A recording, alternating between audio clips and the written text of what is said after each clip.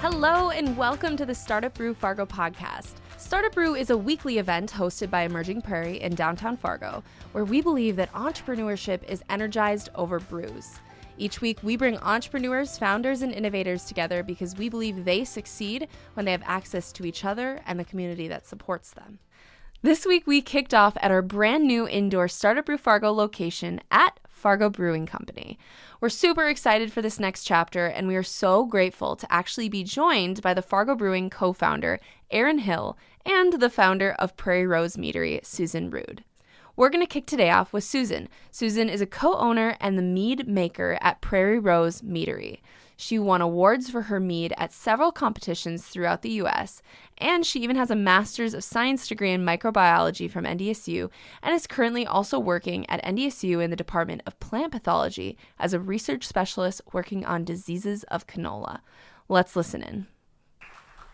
Thank you, and thank you all for coming today. I don't know if I can. All right. I own Prairie Rose Meadery. We've been open about 6 years. I guess I should introduce myself too first. I'm Susan Rude. My husband Bob and I decided to open Prairie Rose Meadery in late 2014, and we actually opened, 2014. We opened in May of late 2013. We opened in May of 2015. So we've been open a little over 6 years. It's been a wild ride. What mead is, for those that don't know, it's not meat, which I hear quite often. Oh, you own a meadery? No, a meadery. The D, not a T. Mead is fermented honey. So basically, that is what we make is honey wines. We've got probably 15 or 20 different flavors at the moment. I make a 400-gallon batch at a time, and then we split that 3 ways and make 3 flavors at once, basically. So I kind of bump up, and they kind of rotate. We have our standard flavors. Trying to think. I started, actually next week will be 25 years. I started making mead as a home brewer. Our first batch of mead, we went to a party at a friend's home brewer's house and met, they served mead there, and we both took one sip and just fell in love with it, and life changed on that day. A couple of weeks later, we were making it at home, which was October 12th, 1996.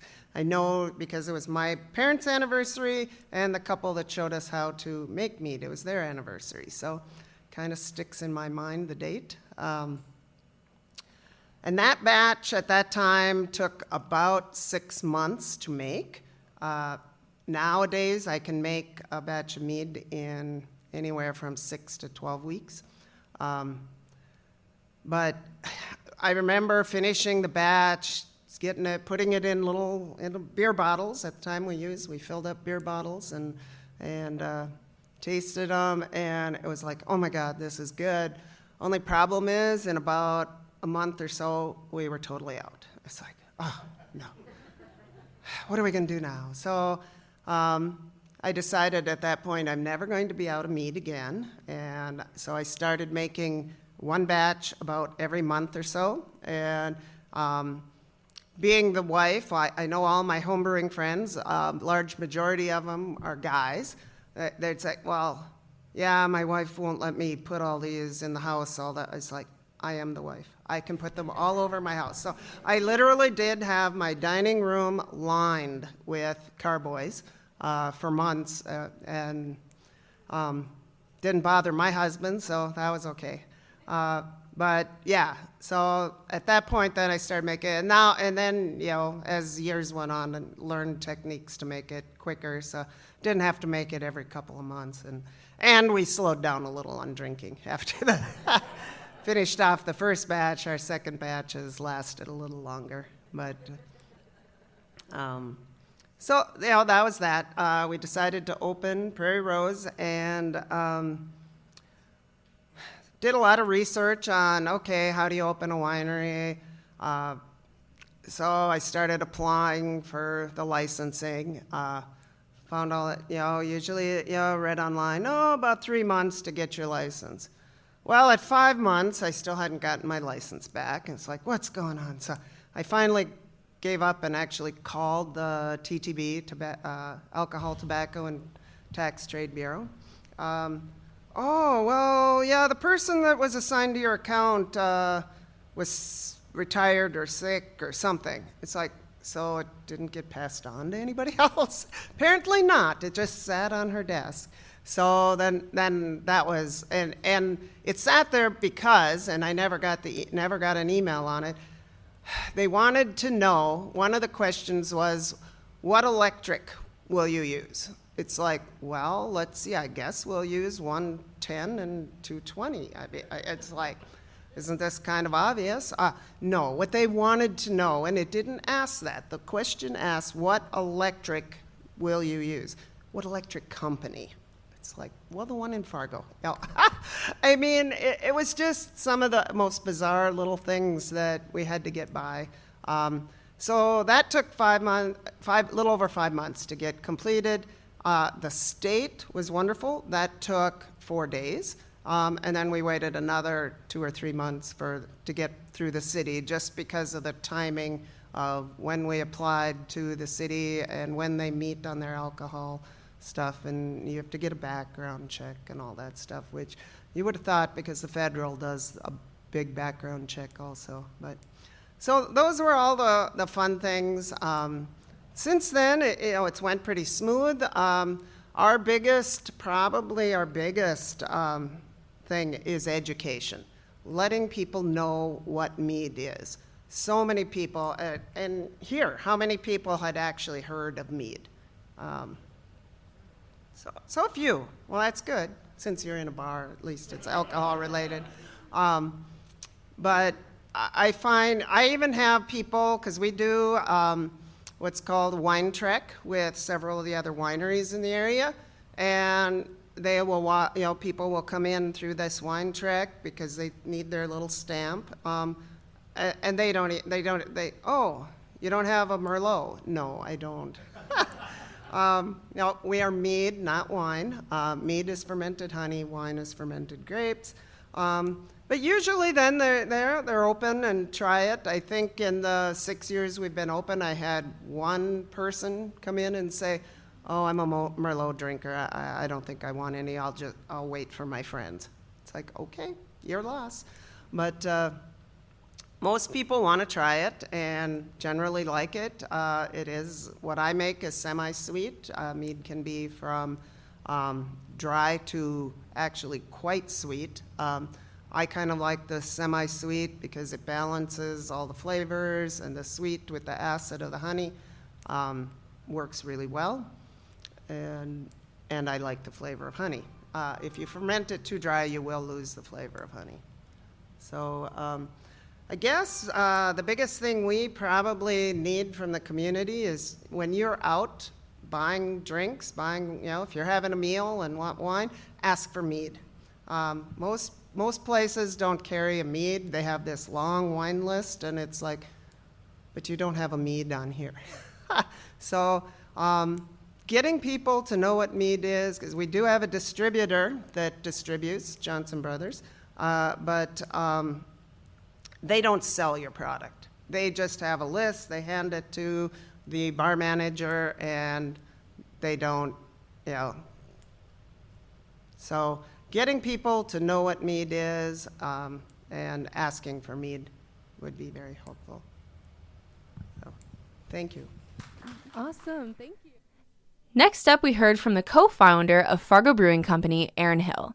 Aaron got his undergrad from St. John's University and his master's at U of Mary. He has a wife and 3 kids, and he started Fargo Brewing back in 2010. Let's listen in to hear his journey. Well, good morning, everybody. Super excited to have you all here at Fargo Brewing for Startup Brew through the winter months. Try to get myself off. There we go. Just out of curiosity, was anybody at the 1 million cups at the library back like 7 years ago? One person. So, the first 1 million cups was at Plains Art Museum, and it quickly outgrew that space. And then for like a month, I think we were at the library, and I brought about 8 cases of beer into the library. And I remember talking to Greg Tavine, and I was like, "Is this going to be okay?" He's like, "Just do it; it'll be fine." So I brought a bunch of beer. I kind of shared our story, and then everybody got to grab a 6-pack as they headed out. So I'll give you just kind of a brief rundown of how we started, and then, of course, if some of you have been here before, kind of the new project. So our story goes back to 2009. There were 0 breweries in the entire state of North Dakota. There was 0. So there were about a dozen in Minnesota, probably about a dozen in Montana. Has anybody been to Webo, Montana? Yeah, just west of Medora. Do you know what the population of Webo is? Yeah, 100. Pretty close. So Webo has a brewery. There's a brewery in Webo, Montana. No breweries in the entire state of North Dakota. So you kind of start to question, well, maybe did North Dakotans drink beer? Well, North Dakota consistently ranks in the top 3 of consumption per capita. It's about 43 or 44 gallons per person per year of beer. So number 1 or number 2 in beer consumption, no breweries. Something's not adding up, right? So that's kind of where our story starts. So actually, my friend from high school, Jared Hardy, moved to Portland, Oregon.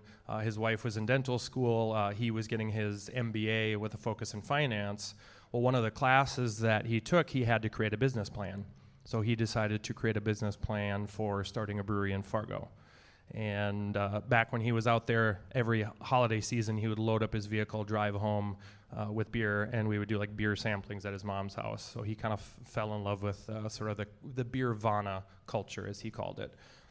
So he moved back the summer of 2009, and he and I were at a Red Hawks game, and I was, kind of saying, "Hey, great to have you back, buddy, but you have any jobs lined up?" And he said, "No, but I have a business plan to start a brewery."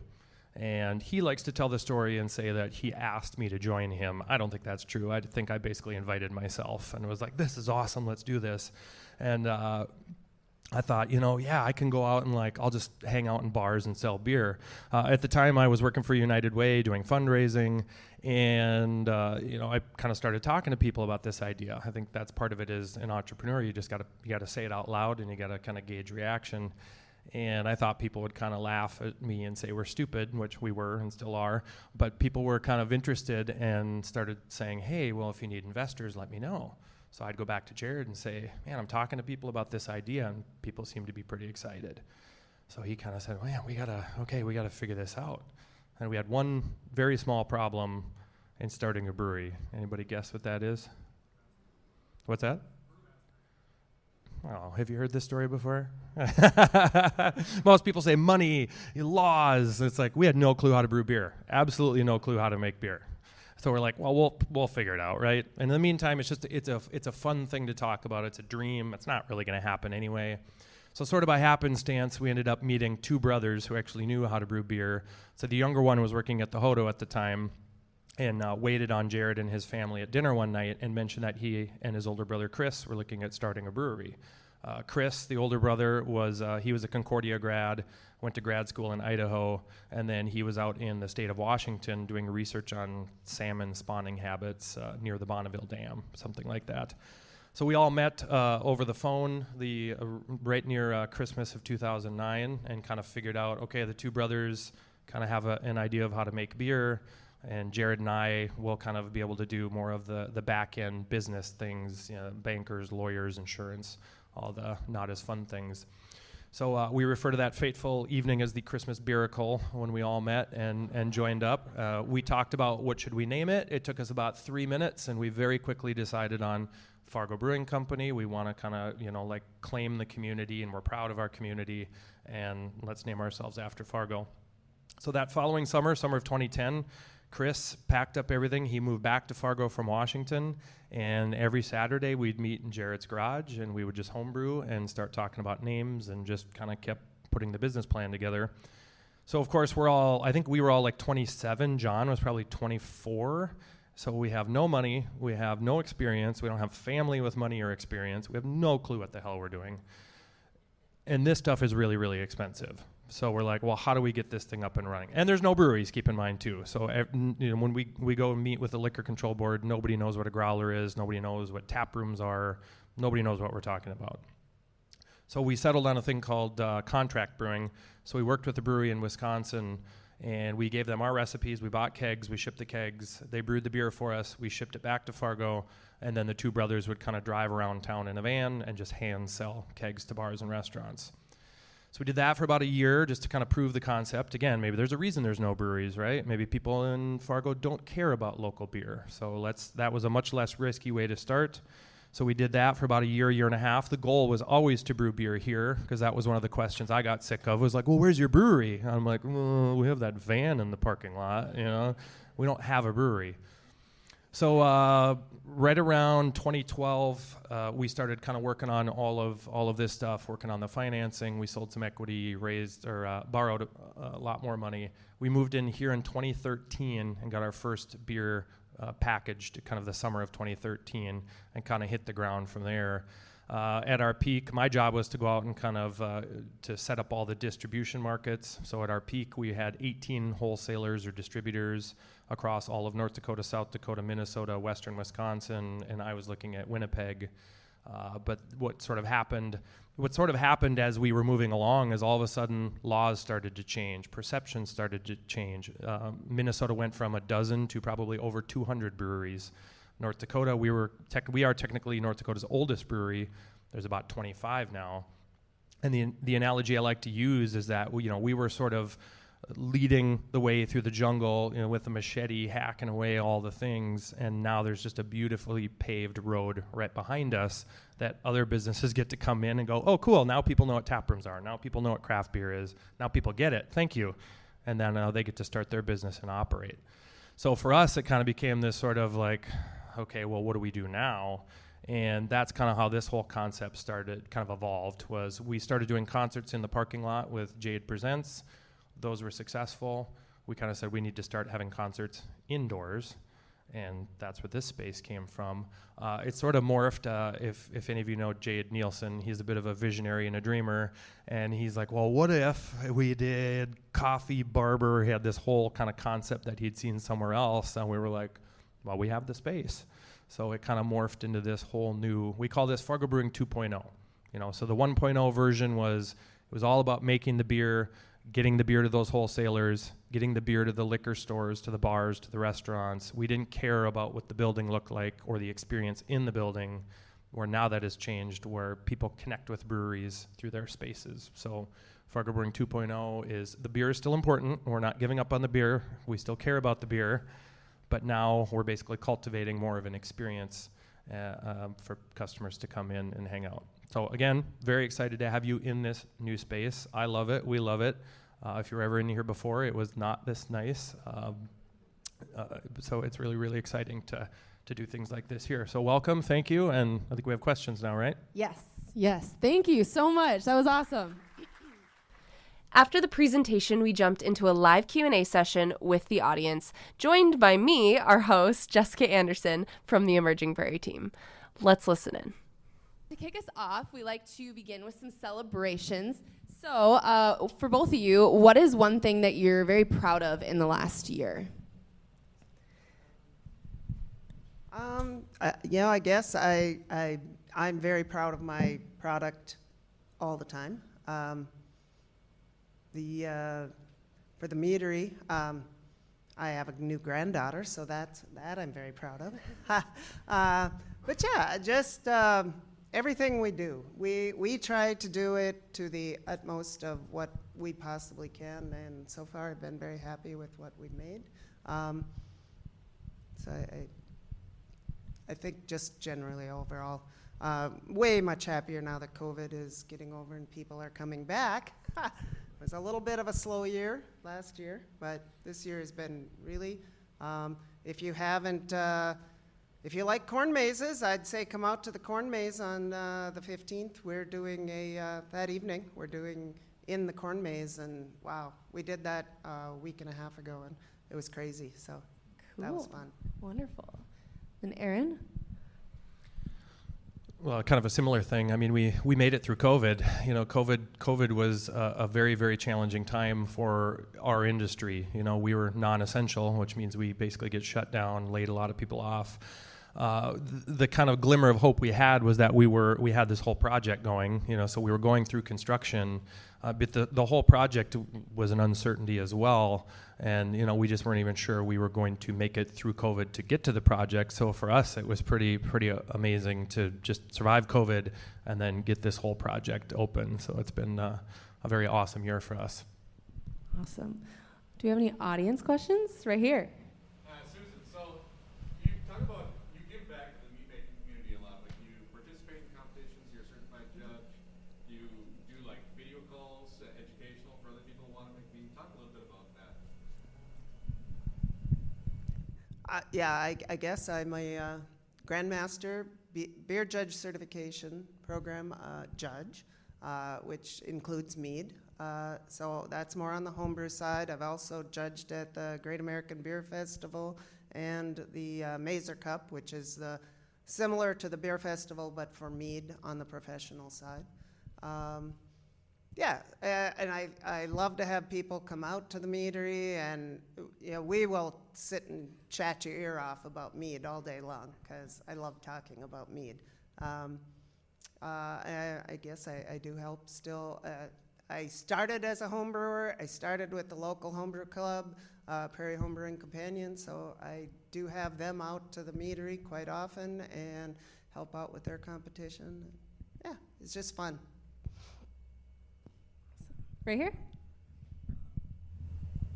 I've read about, like in 1200s, beer and mead, people were drinking huge amounts of that, probably to have, because that was safe to drink as opposed to the water supply. And so, how does beer and wine compare, like from a taste standpoint? Like, I hardly know anything about mead. What happened was there is a huge history of mead. Mead has been found in the pyramids. There's evidence of mead. There's actual conjectural evidence of mead back 40,000 years ago in Africa. So mead is definitely the oldest fermented beverage known to man, which almost nobody's heard of. Yeah, but what happened is it was big in, say, the Vikings' time. You read about it in the Vikings would drink mead before battle, going into battle, after battle, and it was the drink of the gods. When you went to Valhalla, you got mead. It was also very prevalent in the Middle Ages.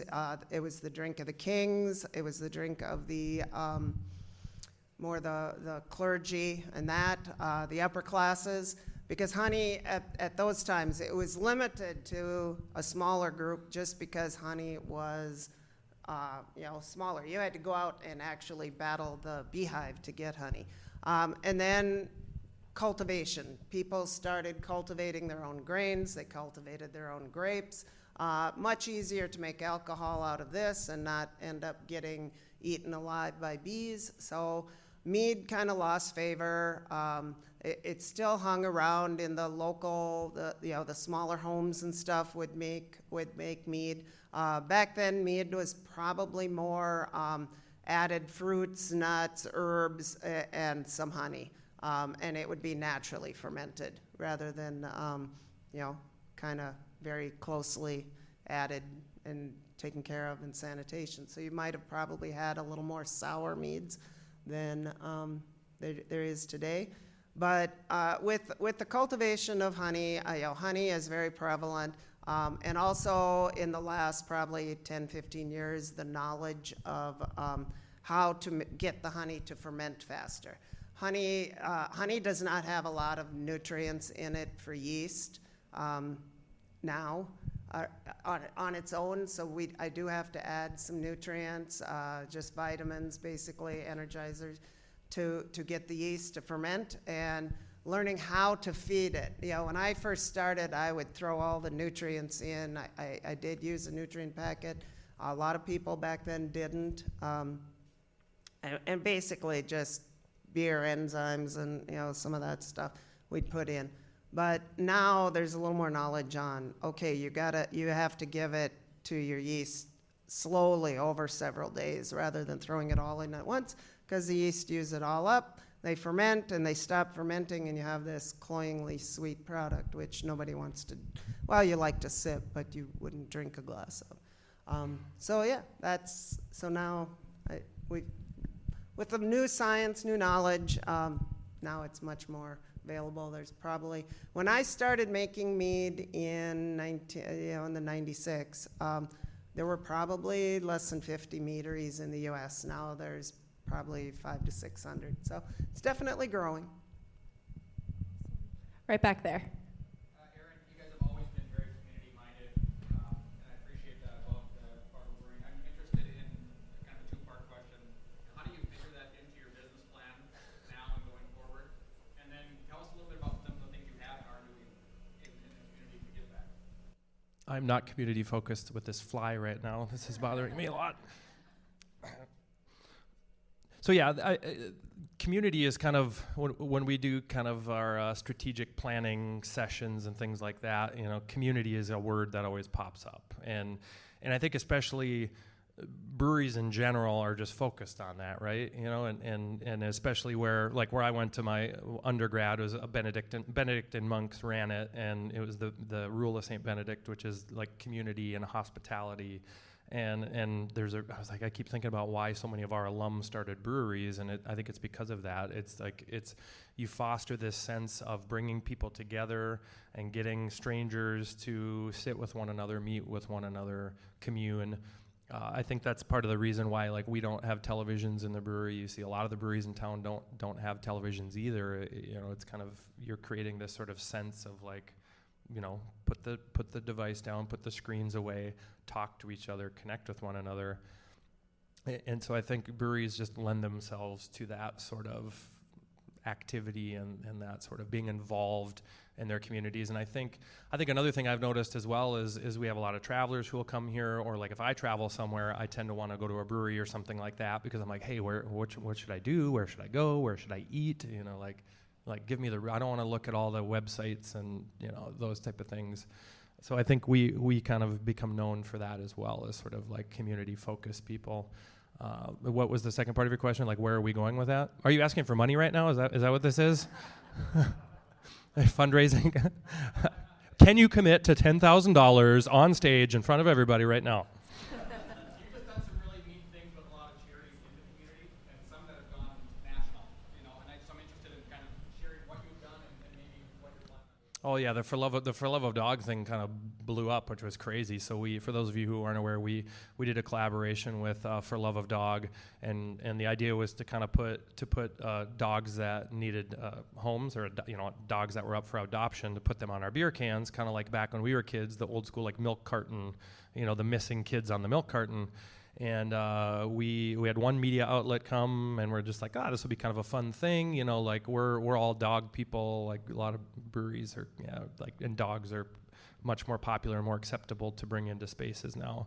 And we did that project, and that kind of got national attention, which was kind of cool. But we're always looking for ways to partner in the community and for organizations who are doing great things, and it gets difficult because there's a lot of organizations now, and we can't be everything to everybody, but we're always trying to make sure that we're kind of attached. And I feel like too, beer is kind of an easy thing. You think about a lot of different community organizations, they're going to have fundraisers, they're going to do events, and beer and mead and wine and things like that. I always say, as a fundraiser, after a few beers, it's easier to ask for a check from somebody. They're a little more willing to shell out some money at a fundraiser if they've had a couple of beers. So I think that also helps and goes a long way. So it'll still be, and that's where it's nice about this space too, is we can actually host more people, or we're more confident in hosting people. Let's put it that way. And we have a nicer space where we can kind of help organizations do good things in the community. Awesome. One more here. I've got a friend out in New Jersey who's in a beer. Did you get it? No, I nicked it, but He's in a beer drinking club, and I think last year he sent me an email picture of drinking a can of I think it was probably Stone's Throw Fargo beer in New Jersey. okay. So the question has to do with distribution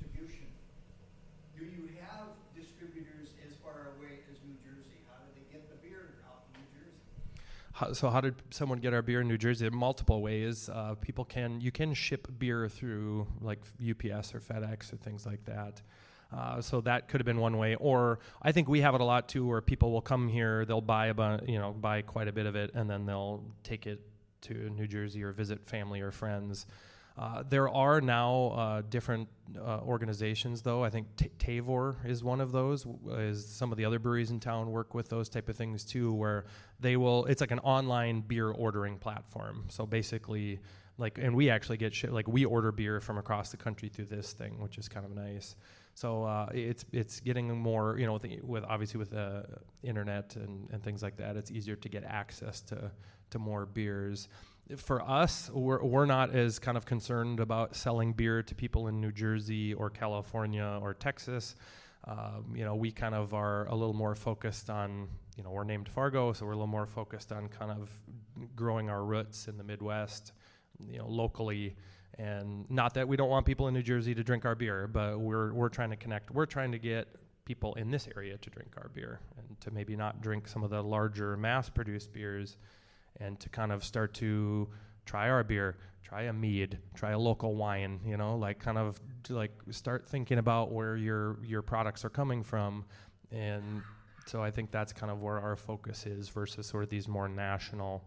We've had opportunities and we've thought about it, but we just kind of said, no, let's focus again, you can't be all things to all people, and you can't be everywhere all the time. So you have to focus your energy and your resources.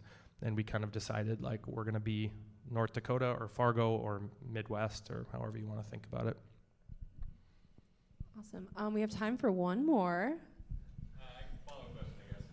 So trying to distribute your beer more widely, the mosaic of beer and alcohol and wine laws are really complicated. I would imagine it's almost a full-time job just trying to figure out what you can do where and how, and through the distributor, not through the distributor. Maybe talk about that, or maybe what's something government can do to help get out of the way. Oh, get out of the way, yeah. So the bigger challenge is the federal laws are very loose. There's really not strict federal laws. It's each state regulates it differently.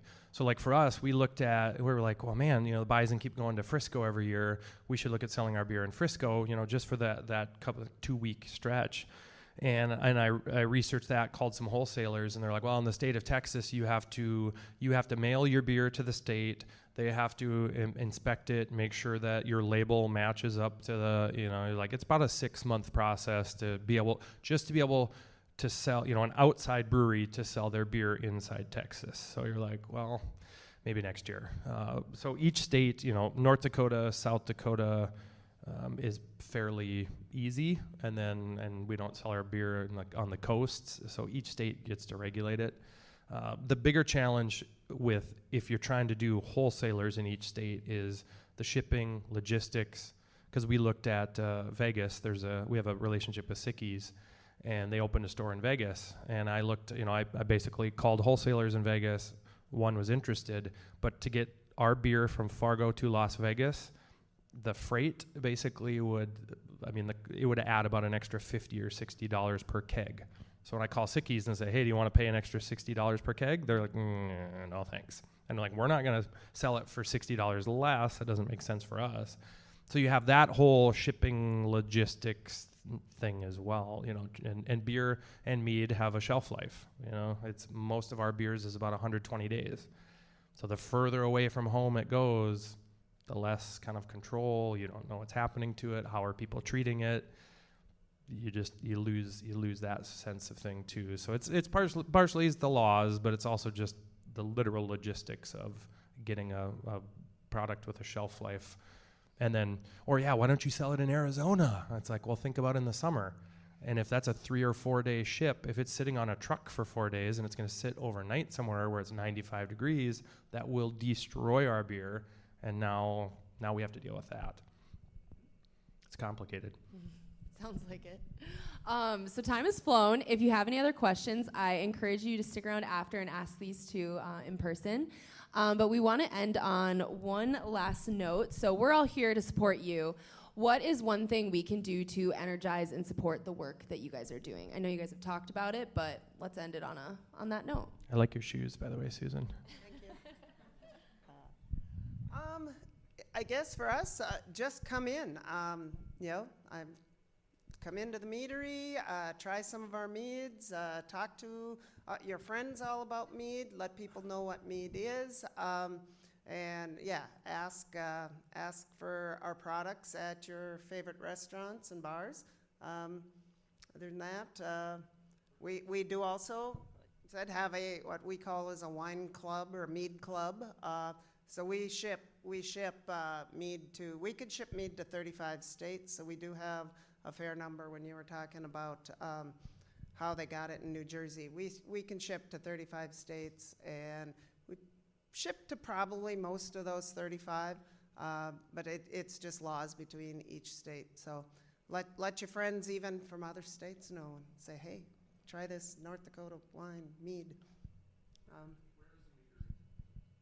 Where's what?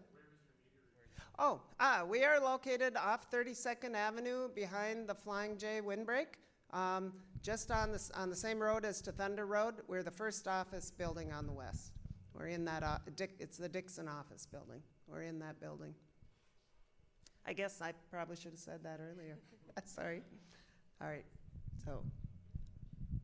Aaron? We're located here, by the way, just to be clear. The obvious thing is, of course, drink our beer, support our beer. But I think kind of thinking bigger picture is just supporting the people in the community who are taking the risk and doing their own things and creating their own things. Because I know for us, and I'm sure for Susan, it's the same way. We don't have. People always ask, like, oh, what's your marketing budget? And I'm like, what marketing budget? Or like, well, what's your marketing strategy? And I'm like, hi, my name's Aaron. It's like one handshake at a time is our marketing strategy.